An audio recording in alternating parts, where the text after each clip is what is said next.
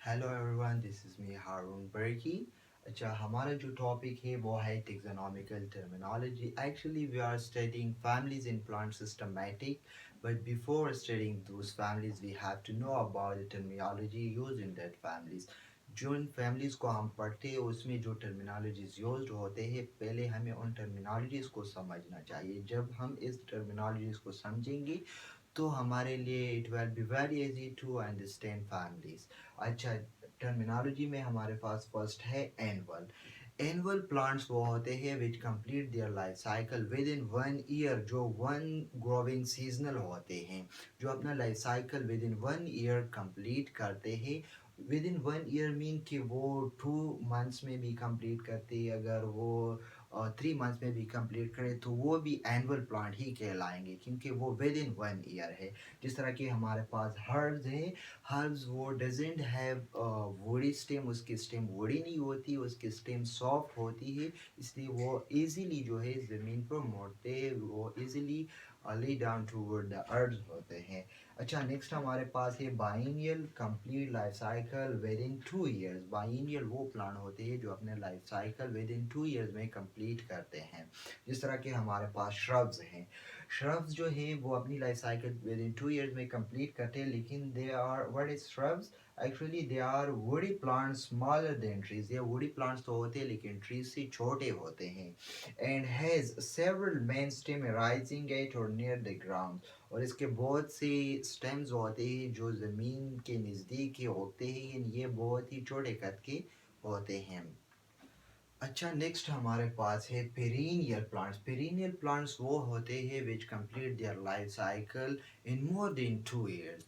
वो अपना life cycle in more than 2 years में कंप्लीट करते हैं, लाइक वो 5 ईयर्स 6 ईयर्स तक पहुंच जाते हैं। Actually they are trees. Perennial plants में ट्रीज आते हैं। ट्रीज आर टॉल प्लांट है, स्टेम और ट्राइंग ब्रांचेस एंड लीव्स। ये हमारे पास ट्रीज है actually. And next there is roots. Roots में हमारे पास दो किस्म के होते हैं मेनली। टैप रूट एक होती है, एक होती है एडवांटिशियस रूट। टैप रूट कौन सी होती है? Tap root rise from radicle. Tap root हमारे पास रेडिकल से निकलती है, जो मेन एम्ब्रियो सेंटर से निकलती है उसको टैप रूट कहते हैं जो रूट। अच्छा, adventitious root rise from any part of plant. Adventitious root वो होते हैं जो प्लांट के एनी पार्ट से राइज होते हैं, इसको हम एडवांटिशियस रूट कहते हैं। लाइक वो प्लांट के स्टेम से भी राइज होते हैं, वो प्लांट्स की अगर लीव से राइज हो, अगर वो प्लांट्स के एनी ब्रांच से राइज हो, so that will be adventitious root. अच्छा, नेक्स्ट हमारे पास है स्टेम। तो स्टेम में हम एरियल स्टेम पढ़ते हैं। एरियल स्टेम कौन से होते हैं? ये वो होते हैं जो एबव द अर्थ होते हैं, जो अर्थ सरफेस या सॉइल के ऊपर वो उगते हैं, that is called aerial stem. एक होते हैं underground stem. Underground stem mean कि वो बीनीथ द अर्थ होते हैं, वो अंदर होते हैं अर्थ के, इसीलिए इसको अंडरग्राउंड अर्थ कहते हैं। एक होते हैं herbaceous stem having character of herb of a stem, जिसमें हर्ब के करेक्टर हो। एक होते हैं वुड स्टेम, जो वुड से बना हो। नेक्स्ट होते हैं एरेक्ट स्टेम। एक होता है एरेक्ट स्टेम, एक होता है वीक स्टेम। एरेक्ट स्टेम वो होते हैं जो किसी दूसरे पे डिपेंड नहीं करता, वो खुद खड़ा हो सकता है। एक होता है वीक स्टेम जो किसी दूसरे प्लांट पर अटैच होते हैं, उस पर डिपेंड करते हैं खड़े होने के लिए। So they are called erect and weak stem. अच्छा, नेक्स्ट हमारे पास है fistulate. Centre part will be hollow. इसमें जो फेस्टुलेट स्टेम होती है इसकी सेंटर पार्ट होलो होगी। And cylindrical stem having straight parallel side circular end of equal side. अच्छा, हमारे पास डिफरेंट काइंड ऑफ स्टेम्स है, वो ग्रीन भी है, हैरी भी है, ब्रांच भी है, अनब्रांच भी है। इन सारे टर्मिनोलॉजीज को आपने अभी गौर से देखना है, क्योंकि आगे मैं कुछ फैमिलीज कराऊंगा जिसमें मैं आपको बताऊंगा कि देखिए इसकी जो रूट्स है वो टैप रूट है, देखिए ये इसकी जो स्टेम है ये इस तरह है, ये रेक्ट है, ये जो है वीक है। तो आपने इसको अभी से समझना है, हम प्रैक्टिकल वर्क आगे आने वाली वीडियो में इंशाल्लाह करेंगे। अच्छा, नेक्स्ट है लीफ। लीफ में हमारे पास एक होती है कोलाइन लीफ। कोलाइन लीफ वो होती है विच राइज फ्रॉम मेन स्टेम, जो सीधे स्टेम से निकलती है उसको कोलाइन लीफ कहते हैं। एक होते हैं रमाल। रमाल लीफ होते हैं विच राइज फ्रॉम ब्रांचेस, जो ब्रांचेस से राइज होते हैं उसको हम कहते हैं रमाल लीफ। नेक्स्ट हमारे पास है वो है सिंपल लीफ। सिंपल लीफ जो है वो not divided into smaller leaflet, वो एक सादी सी सिंपल सी जो पत्ता होती है उसको सिंपल, और एक होती है कंपाउंड लीफ विच डिवाइड इनटू लीफलेट, जिस तरह के आप बोर्ड पर देख रहे हो जो बहुत से लीफलेट इससे निकले हो, वो एक पता नहीं होता, उसको कंपाउंड लीफ कहते हैं। अच्छा, एक होते अल्टरनेट लीव और अपोजिट लीव एक होती है, ये समझना बहुत लाजमी क्योंकि आपने ये बहुत आगे देखना है अभी प्रैक्टिकल। अच्छा, अपोजिट अल्टरनेट लीव वो होते हैं जिस तरह के मैंने यहाँ पर ये डायग्राम बनाए हुए, जो वो लेफ्ट राइट से निकले हो लेकिन एक नोड से नहीं निकले हो। देखो एक लीव जो है वो ऊपर है, एक लीव जो है वो स्टेम से नीचे निकले हुए हैं, और एक है अपोजिट जो एक दूसरे के सामने निकले हो, जो एक ही नोड से निकले हो, जिस तरह की यहाँ पर आप डायग्राम में देख सकते हो। यहाँ पर ये देखो एक ही लीव से दोनों साइड पर जो लीव है वो निकले हुए हैं।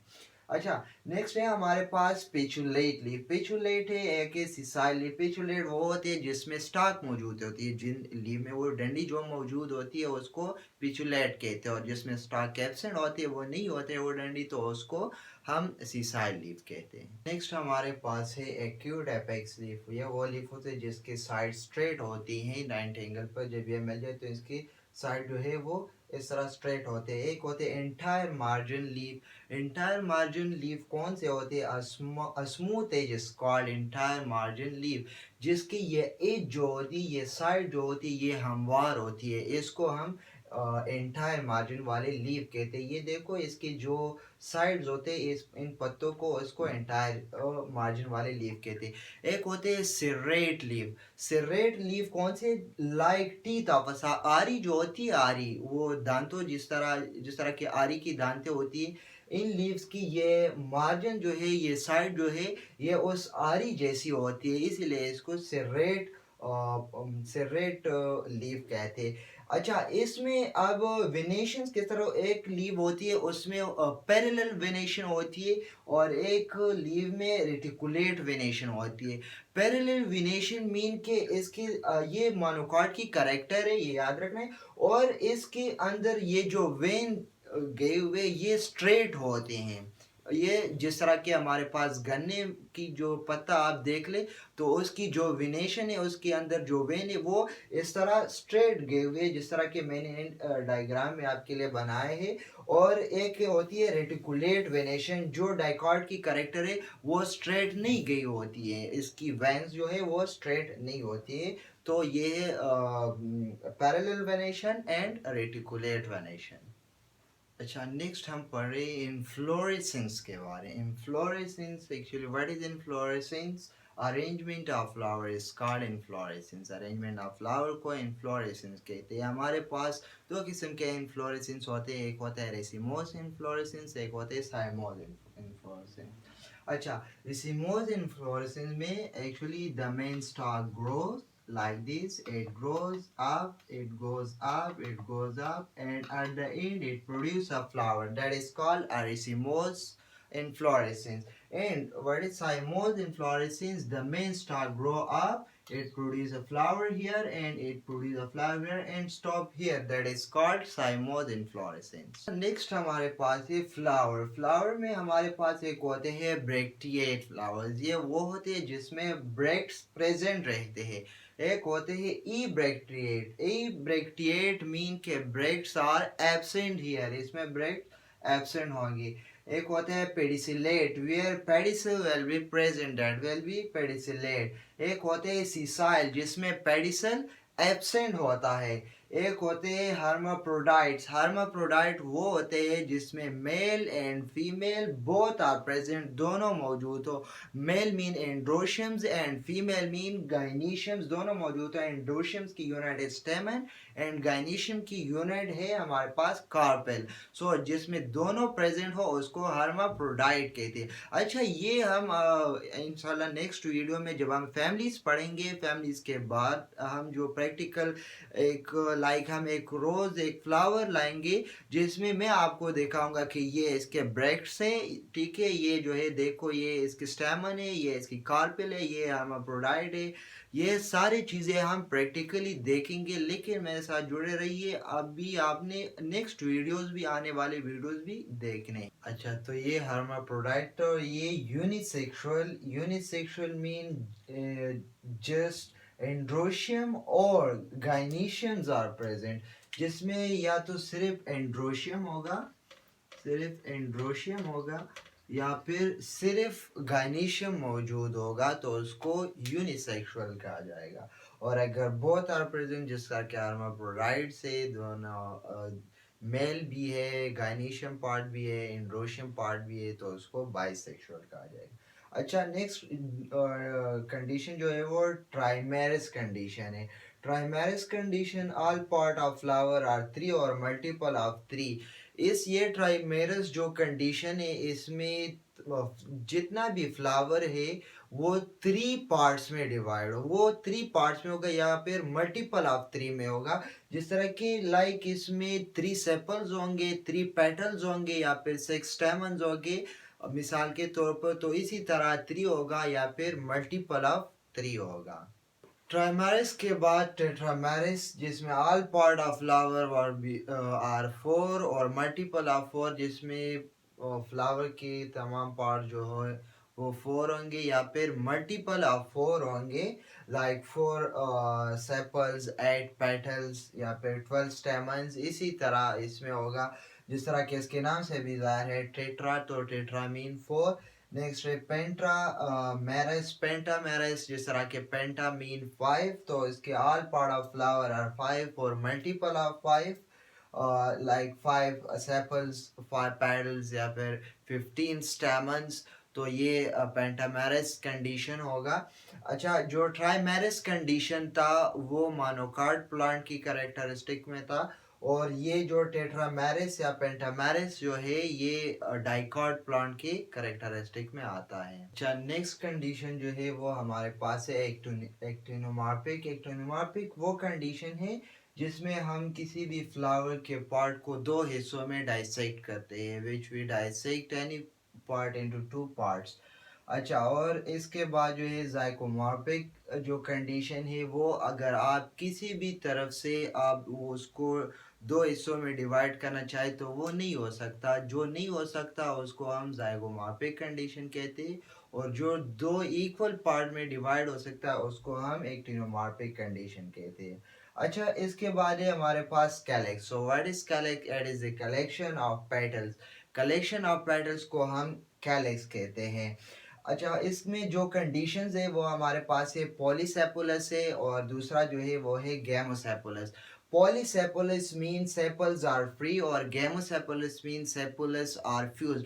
आगे जब हम फैमिलीज पढ़ेंगे तो उस फैमिलीज में इसका फ्लोरल फार्मूला लिखा होगा, उसमें जो अगर उसमें जो फ्लोरल फार्मूला होगा इसकी सेपल से इस तरह का ब्रैकेट लगाया होगा, तो इट्स ब्रैकेट मीन के ये फ्यूज्ड है, ये गैमोसेपुलस है। अगर उसके इर्द गिर्द ये ब्रैकेट नहीं था तो it's mean it's not a gamosepalous, it's a polysepalous, के ये हमारे साथ फ्री है। तो आगे जो फैमिलीज आएगा उसमें इससे आपको पहचान होगी कि ये गैमोसेपुलस है या फिर polycephalus. So polycephalus sepals are free, gamocephalus sepals are fused.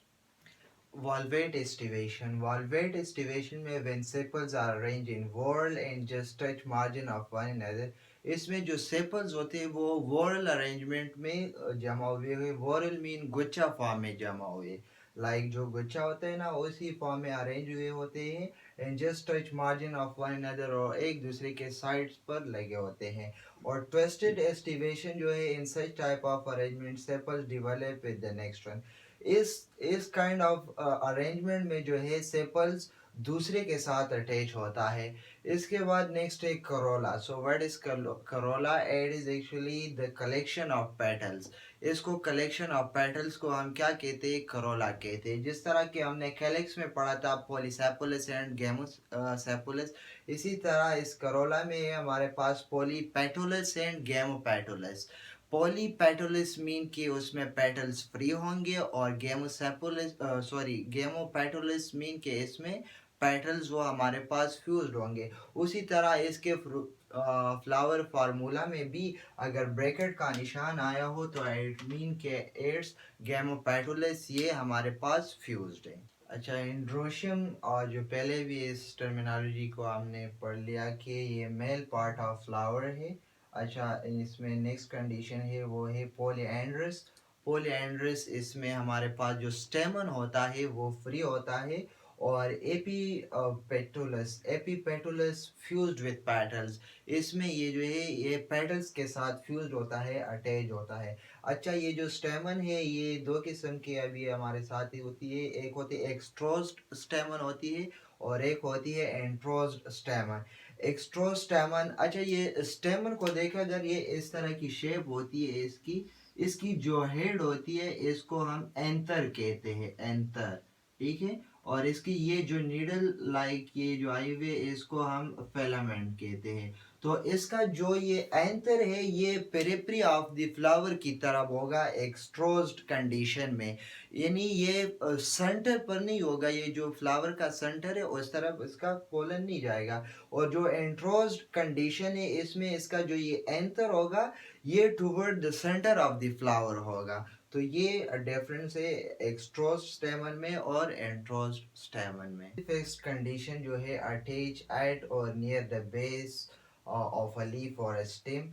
बेसिफिक condition में जिस तरह की हमारे पास ये जो एंथर होता है ये इस कंडीशन में इस तरह ये अटैच होता है, ये नीचे की तरफ से अटैच होता है। और जो डॉर्सिफिक्स होता है ये attach by the back of the anthers, ये जो ये इस तरह का एंथर होता है ये इसकी बैक में अटैच होता है इस तरह। और जो हमारे पास बेसिफिक्ट है वो इसके अंदर जो फिलामेंट है ये अंदर के साथ इस तरह अटैच होता है। So that is a basifixed condition and that is dorsifixed condition. और हमारे पास जो गाइनेशियम है वो है तो female part of the flower है, female part of the flower को हम गाइनेशियम कहते हैं, और जो कि कार्पेल से बना होता है, इसका यूनिट कार्पेल है। अगर एक को कार्पेल कहते हैं और जब ज़्यादा होते हैं तो उसको तब हम गाइनेशियम कहते हैं। अच्छा, अगर ये वन कार्पल हो तो उसको हम मोनोकार्पल कहते हैं, अगर टू हो तो बाई कार्पल, थ्री हो तो ट्राई, इस तरह फोर तो टेट्रा, फाइव हो तो पेंट्रा, अगर ज़्यादा हो तो मल्टी कार्पल इसको हम कहते हैं।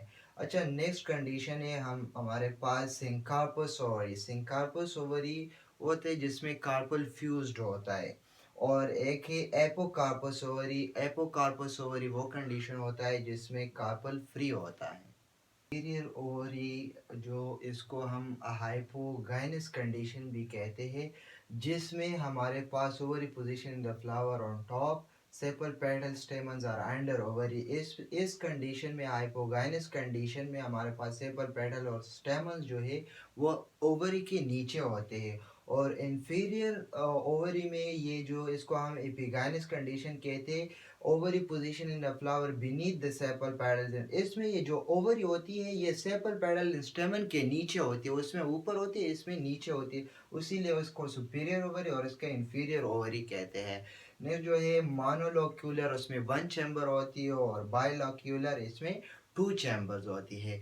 तो ये थे हमारे साथ टेक्सोनॉमिकल टर्मिनोलॉजीज, और इसके बाद हम इंशाल्लाह फैमिलीज पढ़ेंगे, और फैमिलीज के बाद उसका फील्ड वर्क भी करेंगे, ताकि आप लोग फैमिलीज आपको बर वक्त पहुँच जाए। इसके लिए इस चैनल को सब्सक्राइब ज़रूर कीजिए और बेल के आइकन को भी दबाएं ताकि हमारे आने वाली वीडियोस आपको बर वक्त पहुँच जाए। See you in the next video.